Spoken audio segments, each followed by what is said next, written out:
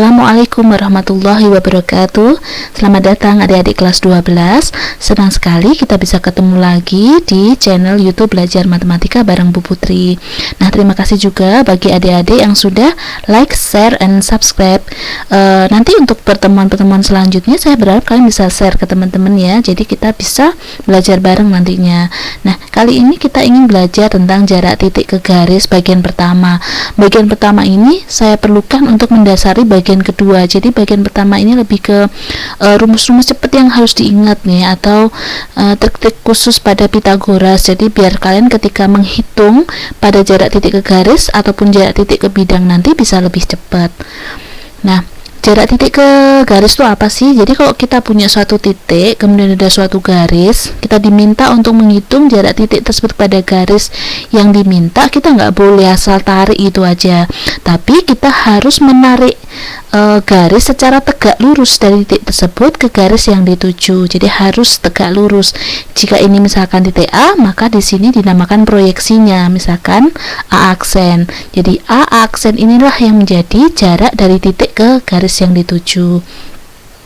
Nah, misalkan saya punya segitiga nih ya, segitiga ABC. Nah, seumpama panjang AB-nya kita misalkan sama dengan panjang AC, tetapi ABAC ini sama tapi BC-nya tidak sama. Jadi ini segitiga sama kaki ya. Jadi misalkan saya menghitung jarak A ke BC nih. Jarak A ke BC berarti kita harus menarik garis tegak lurus dari A ke BC. Nah, proyeksinya misalkan di sini di A aksen. Jadi jaraknya ya A aksen. Nah, kamu perhatikan nih, kalau AB sama dengan AC, maka ketika kita menarik garis tegak lurus, pastilah berada di tengah-tengahnya BC karena di sini sama. Nah, akan berbeda kasusnya kalau kita mencari jarak B ke AC. Jarak B ke AC berarti kita narik garis tegak lurus dari B ke AC. Tapi masalahnya perhatikan, ketika kita menarik garis tegak lurus dari B ke AC, BC ini panjangnya nggak sama loh dengan AB. Jadi semisal ini lebih pendek, maka tegak lurusnya ya mendekat ke arah C di sini. Jadi jangan memaksa ke bagian tengah.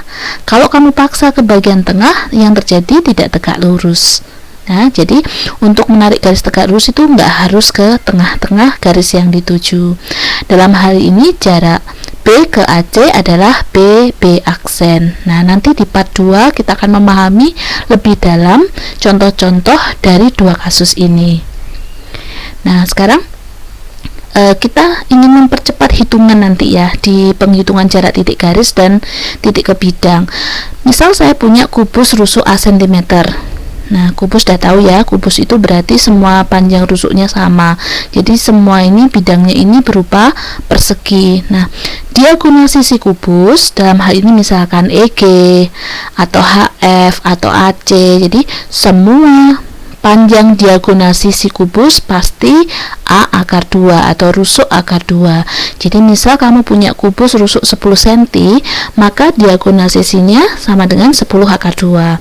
Kamu bisa buktikan itu dengan Pitagoras. Tapi kalau kamu ingin menghitung lebih cepat, ya bisa dihafalin ya. Jadi kalau kubus rusuknya A cm, diagonal sisinya pasti A akar 2. Sedangkan diagonal ruang, misalkan di sini AG atau HB atau DF dan seterusnya, diagonal ruangnya pasti punya rumus rusuk akar 3. Jadi kalau misalkan kubusmu itu panjangnya 6 cm, maka diagonal ruangnya ya sama dengan 6 akar 3 cm.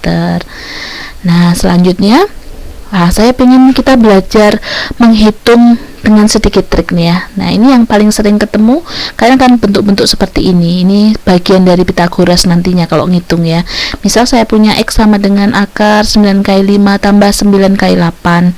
Nah, umumnya orang-orang akan menghitung 9 kali 5 dulu, 9 kali 8, habis itu baru dijumlahkan. Nah, setelah dijumlahkan, baru disederhanakan, diuraikan kembali menjadi 2 perkalian atau lebih. Dalam hal ini salah satunya bisa diakar dan salah satunya sudah nggak bisa disederhanakan lagi.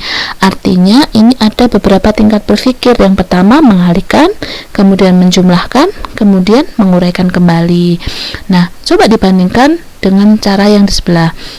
Jadi kalau saya punya X sama dengan akar 9 kali 5 tambah 9 kali 8, maka dengan distribusi perkalian kalian bisa mengeluarkan angka yang sama yang bisa diakarkan. Ini 9 dalam hal ini. Berarti kamu perhatikan, kalau saya kalikan kembali yang tanda merah 9 kali 5 ditambah 9 kali 8. Jadi bentuk di sini sama aja dengan bagian yang atas. Nah, kemudian 5 tambah 8 ini 13. Berarti ini akar 9 kali 13. Ini langsung ya. Nah, kemudian kita uraikan menjadi akar 9, yaitu 3 akar 13. Nah, kamu bandingkan dalam hal ini kita tidak usah mengalihkan, menjumlahkan dan seterusnya, tapi sudah bisa langsung lebih sederhana. Nah, ini triknya. Sekarang kita masuk ke Pitagoras ya. Misalkan saya punya segitiga siku-siku di sini. Di sini A, di sini B, dan di sini C. Maka pada Pitagoras berlaku C kuadrat sama dengan A kuadrat ditambah B kuadrat. Nah, saya kasih contoh. Misal saya punya di sini panjang rusuknya 2 akar 3, di sini 2 akar 5, terus kita mau mencari nilai X-nya. Ini kita pakai cara biasa dulu, berarti pakai Pitagoras tanpa trik. Berarti X kuadrat sama dengan 2 akar 3 kuadrat ditambah 2 akar 5 kuadrat, seperti ini. Sehingga kalau kita mau nyari nilai X-nya, berarti kita harus menarik akar di sini. Akar dari 2 kuadrat 4, akar 3 kuadrat itu 3, ditambah 2 kuadrat 4, akar 5 kuadrat 5. Berikutnya sama dengan, nah ini berarti ada 4 dikalikan 3 tambah 5, berarti 8. Kemudian 8 ini masih belum sederhana, jadi kita uraikan kembali menjadi 4 kali 2, berarti ini adalah 4 kali 4 kali 2. Kamu perhatikan di sini ada 4 kali 4, 16. Akar 16 bisa ditarik akar ya, jadi akar 16 4, akar 2 tetap akar 2. Ini kalau cara Pitagoras biasa dengan sedikit trik distribusi perkalian di sini. Nah, ternyata ada loh cara yang lebih singkat lagi. Nah, kamu perhatikan sekarang. Jadi ketika saya punya segitiga siku-siku, misalkan di sini A akar B, di bagian sini A akar C, ingat ya, di sini ada angka yang sama. Nah, maka sisi miringnya adalah A akar B tambah C. Nah, saya pakai soal yang sama. Di sini 2 akar 3, di sini 2 akar 5. Berapakah X-nya? Berarti X sama dengan 2 akar 3 ditambah 5. Berarti sama dengan 2 akar 8. 2 akar 8, 8-nya kita uraikan jadi 4 kali 2. Ini berarti sama dengan 2 kali akar 4 itu 2. 2 kali 2 4. Akar 2 tetap akar 2. Jadi sama dengan cara hasil dari cara yang sebelumnya. Nah, kemudian ini juga tidak kalah pentingnya. Nanti ketika kamu masuk ke pembahasan jarak titik garis, seringkali yang menjadi kesulitan bagi anak-anak adalah, atau kalian, ada menentukan rusuk mana yang saling tegak lurus. Contoh dalam hal ini kita mengecek nih, apakah EB di sini ya, apakah EB ini tegak lurus dengan BC. Nah, untuk membantu imajinasi kalian, coba tambahkan satu rusuk lagi, yaitu HC. Dalam hal ini kelihatan ya, ini sekarang membentuk apa nih? Ini membentuk persegi panjang. Nah, persegi panjang HECB. Nah, setelah itu kita coba lihat di bagian sini. Ternyata BEB ini dia tegak lurus dengan CB, karena ini ternyata berupa persegi panjang. Nah, jadi ini tegak lurus dengan BC.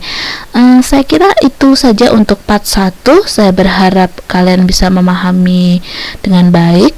Terima kasih dan ketemu lagi nanti di part 2. Assalamualaikum warahmatullahi wabarakatuh.